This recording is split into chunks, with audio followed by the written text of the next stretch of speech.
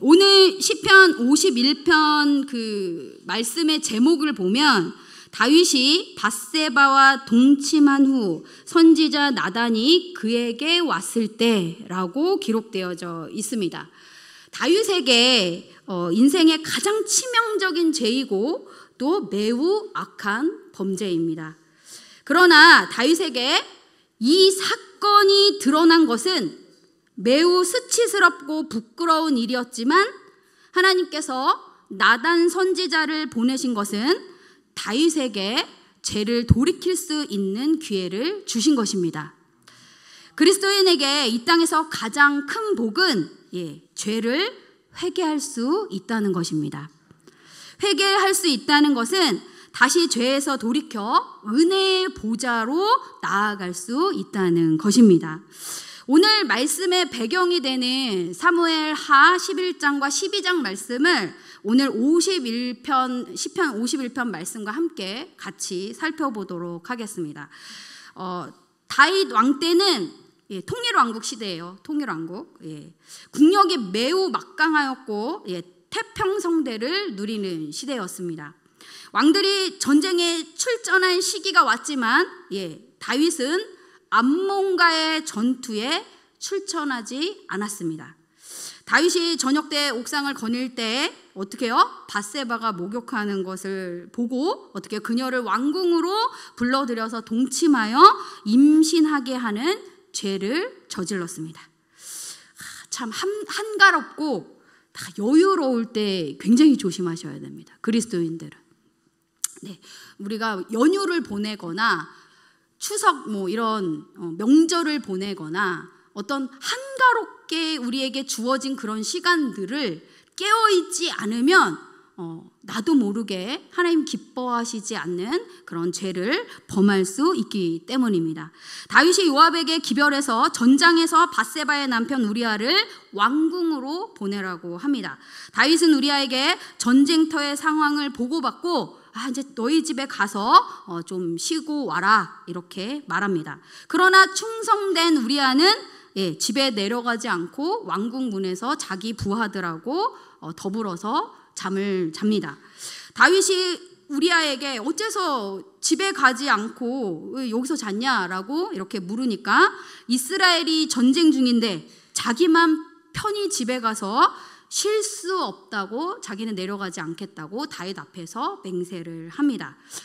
참 우리아 같은 그런 부하가 있다면 진짜 이건 천군만마를 가진 그런 것과 동일한 것입니다. 굉장히 충신이에요.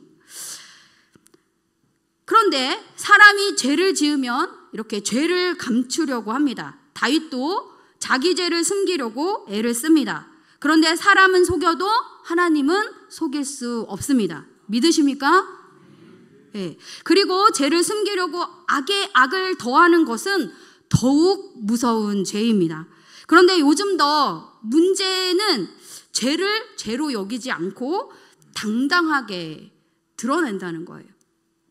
동성애라든가, 동거라든가, 술이라든가, 이런 것들을 아무렇지도 않게 소셜에 이렇게 버젓이 올립니다. 저희가 청년 때 또 저희가 아직 믿음이 이렇게 조금 부족할 때는 이렇게 몰래 이렇게 숨어서 이렇게 했던 그런 일들을 지금은 그리스도인임에도 불구하고 아무렇지도 않게 자기 의사를 밝히고 그리고 그 일을 죄로 여기지 않는 당당함을 볼 수 있습니다. 그런데 시대가 바뀌어도 죄는 죄입니다. 죄는 치밀하고 굉장히 성실합니다. 다윗이 다시 우리아를 불러서 그 앞에서 먹고 마시고 취하게 해서 돌려보냈지만 우리아가 부하들과 함께 자고 집에 내려가지 않습니다.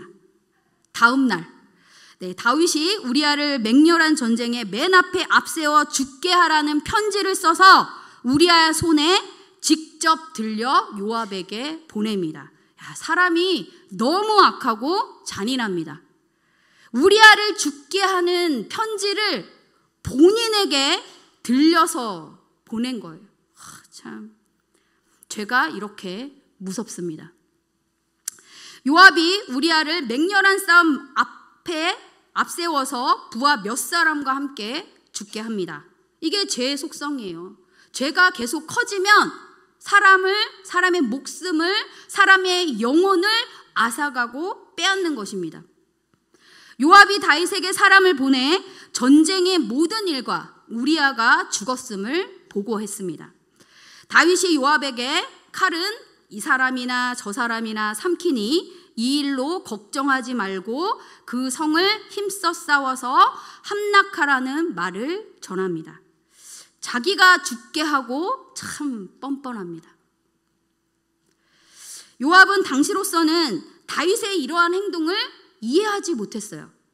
왜냐하면 한 번도 다윗이 자기의 왕으로서 이런 행동을 한 적이 없었기 때문입니다. 그러나 밧세바가 왕의 아내가 된 것을 보고 그 일에 대한 원인을 알게 된 것이에요.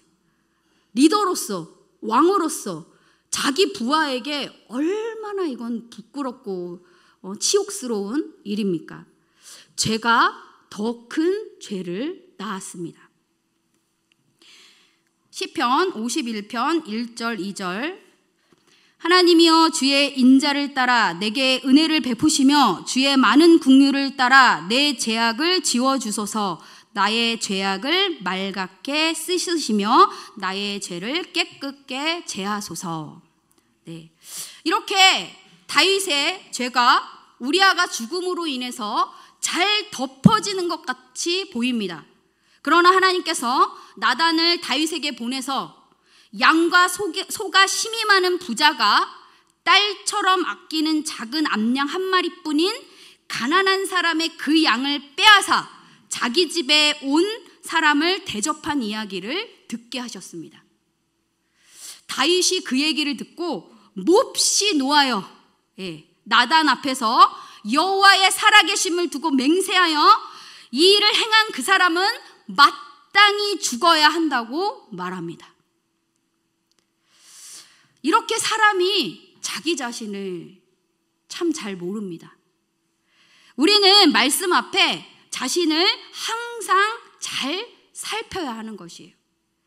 다윗이 화를 낸 것은 자신은 이 사람보다 더 낫다고, 그 부자보다 자기가 훨씬 낫다고 생각한 것입니다. 그런데 누구보다 더 나은 사람이 이 세상에 어디 있습니까? 그저 사람은 죄를 용서받은 사람과 죄를 용서받지 못한 사람만 있을 뿐입니다. 나단이 다윗에게 당신이 바로 그 사람입니다 하고 은밀한 죄악을 정확하게 드러냅니다. 하나님이 이 일로 다윗의 집에 칼이 떠나지 않게 하시고 재앙을 내리셨습니다. 사무엘하 12장 13절 우리 다 같이 함께 읽겠습니다. 다윗이 나단에게 이르되 내가 여호와께 죄를 범하였노라 하매 나단이 다윗에게 말하여 여호와께서 당신의 죄를 사하셨나니 당신이 죽지 아니하려니와. 네. 사울 왕과 다윗 왕의 차이는 무엇입니까? 사울 왕은 사무엘 선지자가 죄를 지적했을 때 백성들 앞에서 자기 체면을 위해서 어떻게 해요? 생각해서 창피하게 하지 말아달라고 그러면서 그 죄를 회개하지 않았습니다. 그러나 나단이 이렇게 다윗의 죄를 지적했을 때에는 다윗은 나단 선지자 앞에서 자신이 하나님 앞에 죄를 범하였다고 고백하고 회개합니다. 그러자 나단이 여호와께서 다윗의 죄를 사하셨고 다윗이 죽지 않는다고 말씀하셨습니다. 오늘 말씀 1, 2절에서 다윗은 하나님의 성품에 의지하여 회개 기도를 합니다. 진정한 회개를 하려면 우리는 인자와 은혜 또 긍휼이 풍성하신 하나님의 속성을 잘 알아야 됩니다. 주는 자비롭고 은혜롭고 긍휼이 많으시니까 다윗이 자기의 죄악을 지워달라고 고백했던 것입니다. 우리의 죄를 용서해달라고 기도하는 그 기도의 근거는 바로 하나님의 자비와 긍휼하심에 있습니다. 우리가 하나님 앞에 죄를 지었을 때 우리가 진심으로 회개하고 돌이키면 하나님은 인자하셔서 우리를 긍휼히 여겨주시고 우리 죄를 용서하시고 깨끗하게 씻어주십니다. 우리가 회개하면 주님은 우리를 죄에서 정결하게 하시고 우리의 죄악을 도말해 주십니다. 갈라디아서 6장 7절 8절 스스로 속이지 말라. 하나님은 업신여김을 받지 아니하시나니 사람이 무엇으로 심든지 그대로 거두리라. 자기의 육체를 위하여 심는 자는 육체로부터 썩어질 것을 거두고 성령을 위하여 심는 자는 성령으로부터 영생을 거두리라. 아멘. 이 일로 인해서 이 사건, 밧세바 사건으로 또 우리아를 죽인 이 사건으로 인하여서 맺어진 죄의 열매로 결국 다윗과 밧세바 사이에 태어난 아이가 죽었고 또 그의 집에 칼과 재앙이 끊이지 않았습니다. 이렇게 다윗의 아들 또 암논이 딸 다말을 범한 사건, 또 아들 압살롬의 반역 등 어려움이 끊이질 않는데 다윗이 아들들을 강하게 처벌하거나 훈계하지 못했던 것은 본인이 당당하지 못하니까 그렇게 하기 어려웠던 것입니다. 그러니까 죄가 굉장히 무서운 거예요. 하나님의 사람으로서 능력 있게 살아가는 것에 굉장히 걸림돌이 됩니다. 이렇듯 우리도 하나님 앞에서 죄를 회개하면 다윗처럼 죄를 용서해 주시지만 그 죄로 인해 맺어진 죄의 열매는 본인이 먹어야 합니다. 이 열매는 아주 씁니다. 다윗의 인생을 봐도 아실 수 있잖아요. 회개를 해도 죄의 열매를 먹어야 한다면 회개가 무슨 의미가 있나? 이렇게 생각하실 수 있습니다. 그래도 이 땅에서 그 죄의 대가를 치르는 것이 얼마나 큰 은혜인지 모릅니다. 이 세상에서 죄의 대가를 치르지 않으면 죽은 다음에 심판받아야 하기 때문입니다. 제가 좋아하는 어떤 목사님이 이제 설교를 하시면서 이런 이야기를 들려주셨습니다. 설교를 하시고 이제 예배를 드리시고 이렇게 내려갔더니 한 나이 많은 권사님이 이렇게 목회실에 와서 이렇게 기다리고 계시는 거예요. 그래서 목사님이 가서 무슨 일이냐고 이렇게 여쭤봤더니 자기의 얘기를 이제 소상하게 하시는 거죠. 자기가 사실은 예전에 젊었을 때 너무 먹고 사는 게 힘들어서 하나님께서 아기를 주셨는데 낳을 수가 없어서 이 아이를 수술했다, 지웠다. 그래서 이 일 때문에 평생 회개하고 평생 자책하면서 살았노라, 이렇게 목사님한테 얘기를 했더랍니다. 그래서 목사님께서 그 얘기를 들으시고 이렇게 말씀하셨대요. 너의 죄를 사하노라. 하나님께서 한번 우리가 죄를 회개하고 용서해 주신 일은 다시 회개하지 않으셔도 됩니다. 믿으십니까?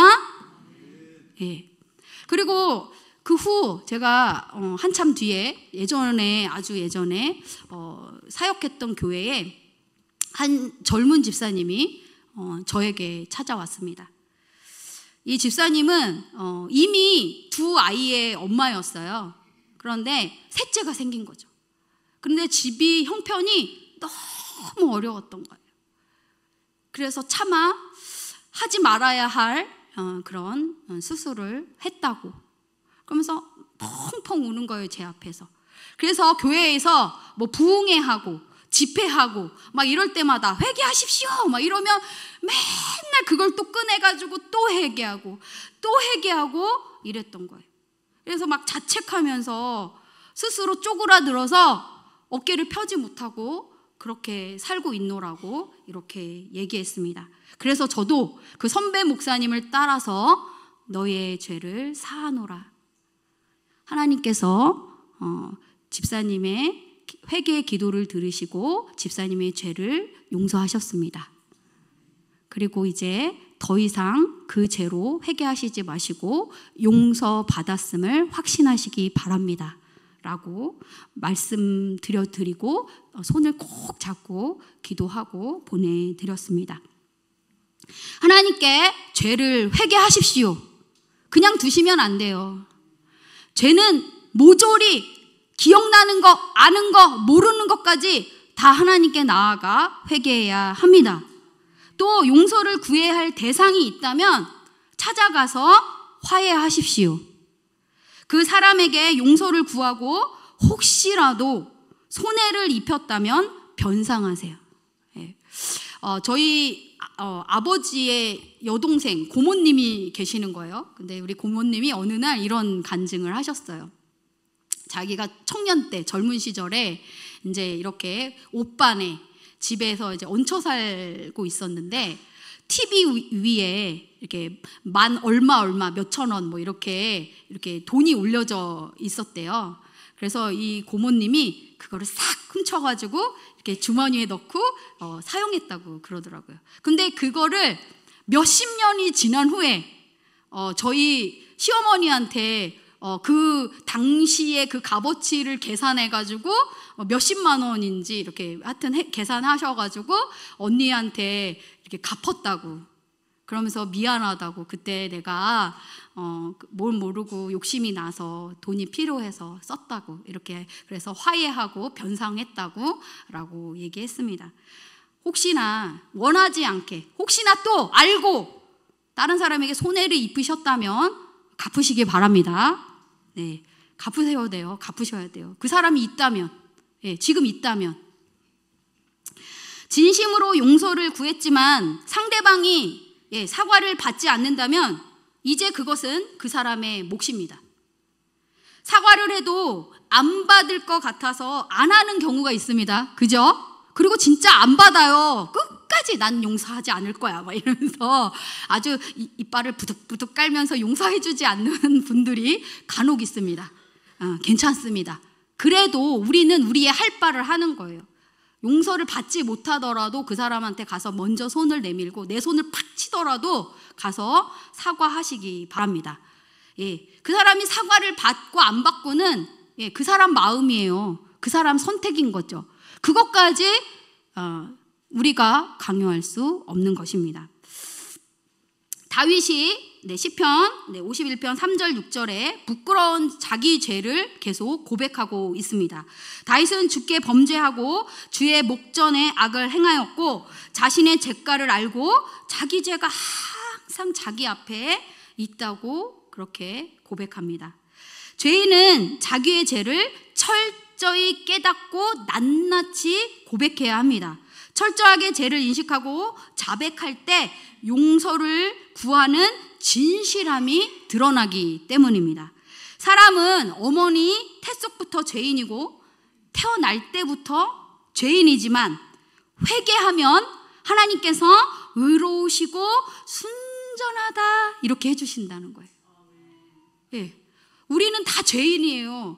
죄인으로 이 땅에 왔어요. 그런데 우리가 우리의 죄를 자백하고 회개하면 하나님께서 우리를 용서해 주시고 의롭다, 깨끗하다라고 말씀해 주신다는 것입니다.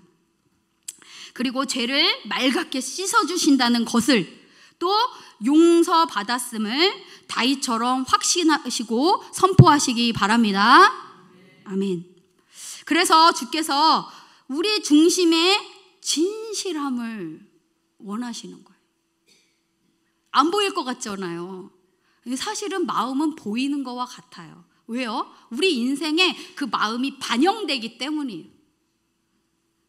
그리고 그 하나님께서는 우리에게 그렇게 우리가 진실함으로 하나님께 나아가면 지혜를 은밀하게 주세요. 그 지혜를 누리시기 원합니까? 네, 하나님께 진실함으로 정직함으로 나아가시기 바랍니다. 아멘. 하나님은 우리가 죄인인 것을 인정하고 진실된 마음으로 죄를 회개할 때 용서받았음을 믿고 확신하기를 원하십니다. 회개한 죄를 다시 회개하지 마십시오. 10절 11절 하나님이여 내 속에 정한 마음을 창조하시고 내 안에 정직한 영을 새롭게 하소서. 나를 주 앞에서 쫓아내지 마시고 주의 성령을 내게서 거두지 마소서. 네. 다윗은 죄악으로 인해서 하나님과의 친밀함과 민감성이 많이 약해졌을 것입니다. 죄악은 우리를 하나님과의 그런 친밀한 관계를 잃어버리게 하고 영적으로 침체하게 합니다. 또 죄는 우리의 마음을 더럽게 하고 또 성령의 은혜를 거두어 갑니다. 그래서 다윗은 하나님께 우리의 마음의 깨끗한 마음을 창조해 주시고 정직한 영으로 새롭게 하시며 하나님의 영을 거두어 가지 말아달라고 간구하고 있는 것입니다. 이스라엘의 사울 왕도 처음에는 굉장히 순수하고 하나님께 순종하는 좋은 왕이었습니다. 그런데 왕위에 올라서 대접받고 권세를 누리자 변심하고 변절하여서 하나님 앞에 죄를 범합니다. 사무엘 선지자가 사울 왕의 죄를 지적했을 때 그는 하나님 앞에 회개했어야 합니다. 결국 죄를 돌이키지 않은 사울 왕에게 하나님의 영이 떠나가고 악령이 임해요. 악령이. 그래서 그 악령이 어떻게 합니까? 사울 왕을 지배하게 됩니다. 반면에 다윗은 하나님 앞에 자신의 죄를 철저히 회개하고 회복을 기도하고 있습니다. 주님은 우리가 기도하면 깨끗한 마음을 창조하시고 정직한 영으로 우리를 새롭게 회복시켜 주십니다. 날마다 다윗처럼 우리 안에 깨끗한 마음을 창조해 주시고 정직한 영으로 새롭게 해달라고 항상 성령을 부어달라고 구하시기 바랍니다. 저는 이제 이렇게 새로운 교회에 이제 처음 부임하게 되면 처음에는 혼자 이렇게 사역을 이제 준비합니다. 뭐 전도도 혼자 가고 이렇게 처음에는 혼자 합니다. 이제 그러다가 이제 말씀을 가르치고 이렇게 훈련을 하게 되면 서서히 한 명씩 이렇게 자원하면서 나오기 시작합니다. 그래서 자원하는 심령이 되어서 이제 봉사를 하는 거예요. 그래서 막 청소도 하고 시키지도 않았는데 자기들끼리 조를 짜가지고 부서실 청소를 하고 그리고 시키지도 않았는데 나와서 이렇게 환경미화도 하고 또 시키지도 않았는데 목사님 전도 언제 나가시냐고 같이 가자고 이렇게 함께 동행하기 시작합니다.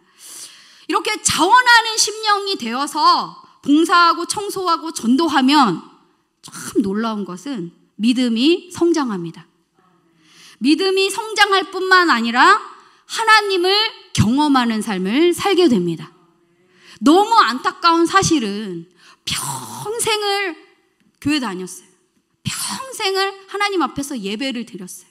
그런데 이 하나님을 경험하는 삶이 무엇인지 맛보지 못한 사람들이 있을 수 있다는 것입니다. 왜 그렇습니까? 이렇게 다윗처럼 하나님께 나아가 죄를 회개하고 또 하나님께서 주시는 깨끗한 마음을 창조해 달라고 또 정직한 영을 새롭게 해달라고 이렇게 하나님께 나아가 구하고 매달리지 않기 때문입니다. 오늘 말씀 12절 13절 다 같이 함께 읽겠습니다. 주의 구원의 즐거움을 내게 회복시켜 주시고 자원하는 심령을 주사 나를 붙드소서. 그리하면 내가 범죄자에게 주의 도를 가르치리니 죄인들이 주께 돌아오리이다. 아멘. 네. 다윗이 또 주의 구원의 즐거움을 회복시켜 주시고 자원하는 심령을 주셔서 자신을 붙들어 달라고 간구합니다. 그러면 이렇게 회복시켜 주시면 범죄자에게 주의 말씀을 가르쳐서 죄인들이 주께 돌아오게 하고 구원하시는 주의 의를 높여 주를 찬송하고 전파하겠다고 고백한 것입니다. 하나님의 사람에게는 항상 주의 구원에 즐거움이 있어야 합니다. 하나님을 예배하는 즐거움이 있으십니까? 예배만 생각하면 막 두근두근하고 빨리 가서 예배 드려야겠다 이런 마음이 있으십니까? 아멘. 아멘. 네. 하나님께 쓰임 받는다는 즐거움을 누리고 계십니까? 네. 아멘. 감사합니다. 구원의 즐거움과 기쁨이 없다면 지금 현재 혹여나 예전에는 그랬는데 예전에는 주의 그 구원의 즐거움과 기쁨으로 충만했는데 혹시 지금 잃어버리셨습니까? 예, 주님께 회복시켜 달라고 기도하시기 바랍니다.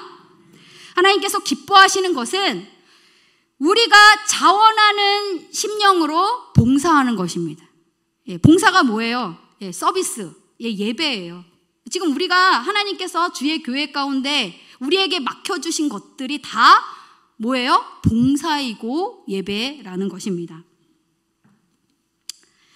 또 우리에게 원하시는 예배는 형식적이고 습관적인 예배가 아니라 상한 심령입니다. 믿으십니까? 네. 하나님은 상하고 통회하는 마음을 멸시하지 않으시고 온전한 예배를 받으십니다.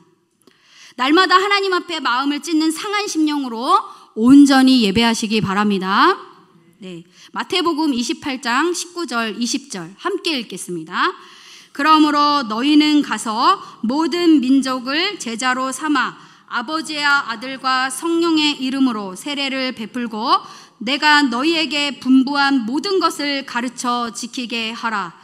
볼지어다 내가 세상 끝날까지 너희와 항상 함께 있으리라 하시니라. 아멘. 네. 구원의 즐거움과 기쁨이 회복되면 이게 회복되면 자원하는 심령이 되어서 주를 찬양하고 전파하게 됩니다. 이게 증거예요.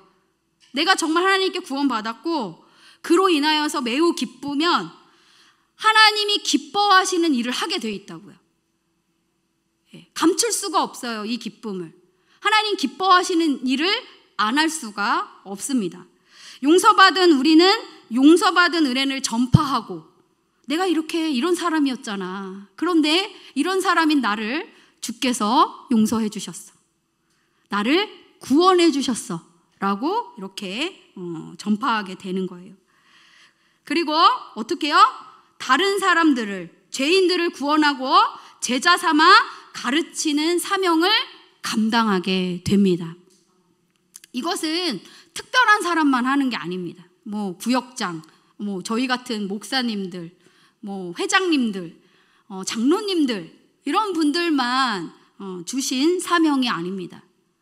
이것은 모든 구원받은 하나님의 사람들에게 감당하시도록 우리에게 명령하신 겁니다. 그러면 하나님께서 이 기뻐하시는 일을 감당하려면 말씀을 잘 알아야죠. 하나님과 깊은 기도의 교제가 있어야죠.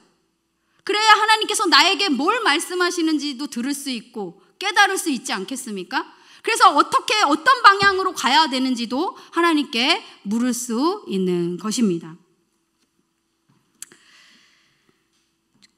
죄를 회개하고 용서받았다는 확신을 가지고 주의 구원을 찬양은 하지만 예배는 하지만 죄인을 주께 돌아오게 하는 복음 전파에는 잘 헌신하지 않습니다.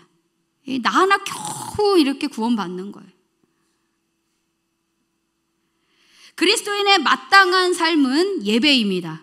아멘이십니까? 예. 그리스도인에게 마땅한 삶은 복음 전파입니다. 아멘. 소리가 작아지셨어요. 우리 다시 한번 제가 말씀드리겠습니다. 크게 아멘 하시기 바랍니다. 그리스도인에게 마땅한 삶은 복음 전파입니다. 감사합니다. 네. 날마다 상한 심령으로 회개하고 구원받고 용서받은 은혜를 찬양하고 예배하시기 바랍니다. 복음을 전하여 이뤄진 죄인들을 주께 돌아오게 하는 일에 쓰임받는 기쁨을 누리시기 바랍니다. 기도하겠습니다.